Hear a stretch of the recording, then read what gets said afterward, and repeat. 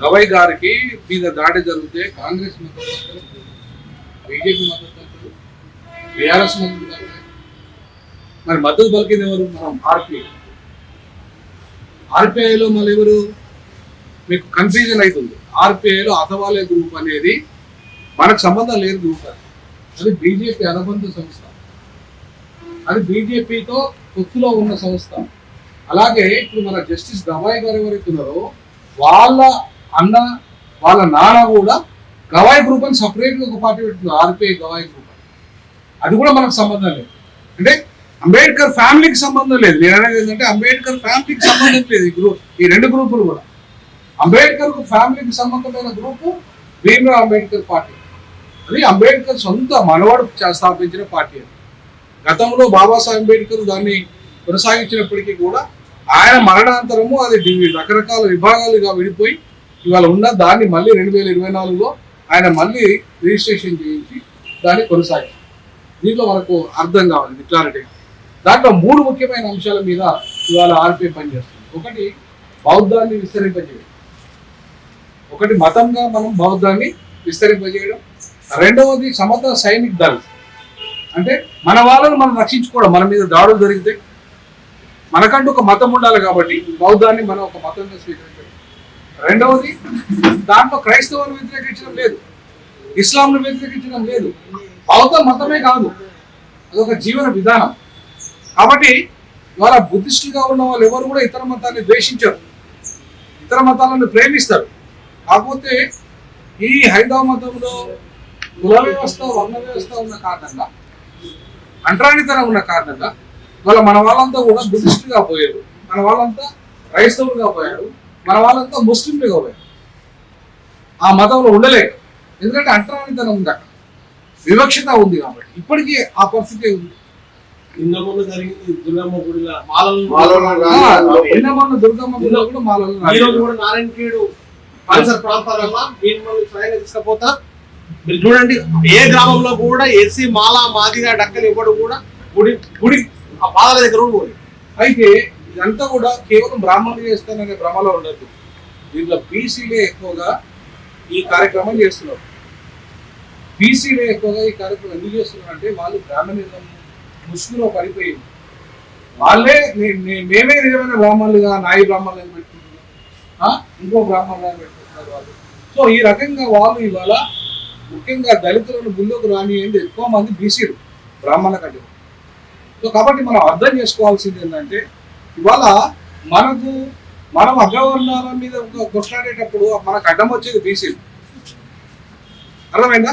మనము ఏ బ్రాహ్మణుల మీదనో, రెడ్డి మీదనో, కమ్మ మీదనో దాడి చేద్దామని దద్దు లేకపోతే ఎవరన్నా వస్తారు? ఫస్ట్ వచ్చేది బీసీలు.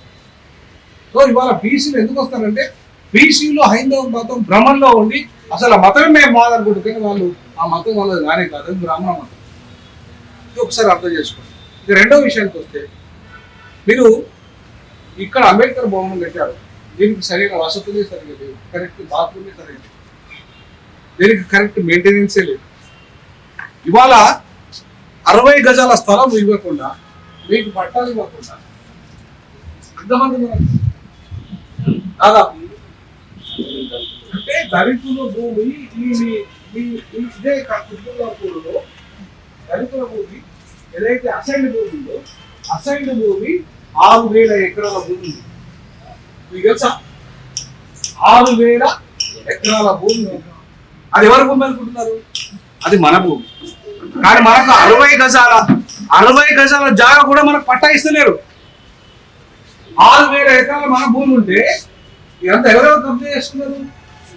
కేసీఆర్, రేవంత్ రెడ్డి, జగన్మోహన్ రెడ్డి, తర్వాత ఇప్పుడు మీ వివేకానంద, ఇట్లా మల్లారెడ్డి, వీళ్ళంతా ఈ 6,000 ఎకరాల భూమి మన భూమిని కబ్జా చేసి మల్లారెడ్డి పోండి, వాళ్ళ చర్చి, వాళ్ళ యూనివర్సిటీ మీ దగ్గరే ఉంది కదా, వాళ్ళ యూనివర్సిటీ హాస్పిటల్ పోండి, మన భూమి. అది ఎవరి భూమి అనుకుంటున్నారు మీరు? అది మన భూమి. సర్వేలో మీరు చూడండి, సర్వే నెంబర్లో అది మన భూమి. కానీ కట్టుకునేది ఎవడు? మరి మనకు 60 గజాలు ఇవ్వడానికి, స్థలం ఇవ్వడానికి వివేకానంద అనేటోడు ఎందుకు కృషి చేయట్లేదు? వాళ్ళు 3 సార్లు ఎందుకు గెలిపించింది మీరు? అదే అశోక్ గారిని ఎమ్మెల్యే గెలిపిస్తే మీకు పట్టాలు రావా? వస్తాయా రావా? నిలబడిస్తా ఈసారి అశోక్ గారు ఈసారి ఎమ్మెల్యే కుత్బుల్లాపూర్ ఎమ్మెల్యేగా నిలబెట్టిస్తా, నేను గెలిపిస్తా అంటున్నా. అర్థమైందా? ఎందుకు మన బతుకులు బాగు చేయడం ఆయన కోసం కాదు, ఆయన బతుకు బాగుపడడం కోసం కాదు, లేదా నా బతుకు కాదు. 12 ఏళ్ళ ప్రొఫెసర్ ఉద్యోగాన్ని వదులుకున్నా, నెలకు 3 లక్షల జీతం. ఎన్ని లక్షలు? 3 లక్షలు. అంటే 12 ఏళ్ళ సర్వీస్ లో 3 లక్షలు అంటే చెప్పండి ఎన్ని కోట్లు నష్టం. కానీ ఎవరి కోసం ఈ నష్టం? ఎవరి కోసం చేసుకున్నా నేను? ప్రజల కోసం మీ ఇన్ని కోట్ల నష్టం జరిగినా సరే ఇవాళ ధైర్యంగా ఉండి కొట్టడానికి సిద్ధమవుతున్నా. మల్లారెడ్డి గాని భూమిని కబ్జా చేద్దామంటున్నా నేను. మన భూమిని మనం కబ్జా చేద్దామంటున్నా. మల్లారెడ్డి గారు ఆక్రమించిన భూమిని మనం కబ్జా చేద్దాం. మీరు బరాబరి నాతో ఉండండి. మనమంతా పోయి అక్కడ గుడిసె వేస్తాం. ఎప్పుడొస్తాడో అడ్డం వస్తాం, ఎప్పుడొస్తాడో చూద్దాం. మనం భయపడుకుంటా మల్లారెడ్డి గారు ఇవాళ వాడు కబ్జాలు చేసిన భూమి మన భూమి, లక్షల కోట్ల రూపాయలు సంపాదించిన వాడు రేవంత్ రెడ్డి గారు ఇవాళ వాడిని లోపలేస్తా, అదేస్తా, ఇదేస్తా అని చెప్పి వాడు ఎందుకేలేదు?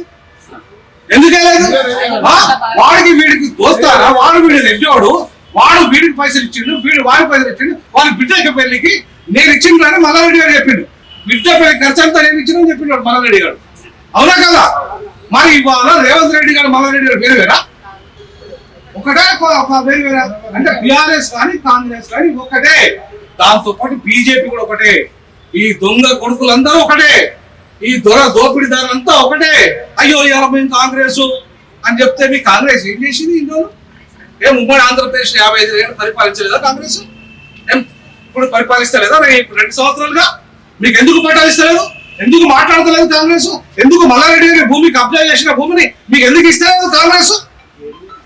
ఎందుకు ఇస్తలేదు అంటే వాడు రెడ్డివాడిని కాపాడతాడు, నిన్ను కాపాడదు. వాడు రెడ్డివాడిని కాపాడుకుంటాడు, వాడు నిన్ను కాపాడాడు. డబుల్ బెడ్రూమ్ ఇస్తలేరు. ఇవాళ వాళ్ళు పెట్టిన ఏ ఒక్క స్కీమ్ అన్నా కూడా అమలైందా? ఒక్క ఫ్రీ బస్ తప్ప ఒక్కటి కూడా అమలు కాలేదు. అంటే మనల్ని అంతా చీట్ చేసి మన ఓట్లు దండుకొని ఇవాళ వాడు అధికారంలోకి వచ్చేసి లక్షల కోట్లు 1000 కోట్లు సంపాదిస్తున్న ఈ కొడుకుల భర్తం పట్టాలంటే మనకంటూ ఒక రాజకీయ పార్టీ ఉండాలి, అవద్దా? మరి మీరు దళిత సంఘాల పేరు మీద 30 ఏళ్ళు కాదు 60 ఏళ్ళు చచ్చేదాకా పనిచేయండి.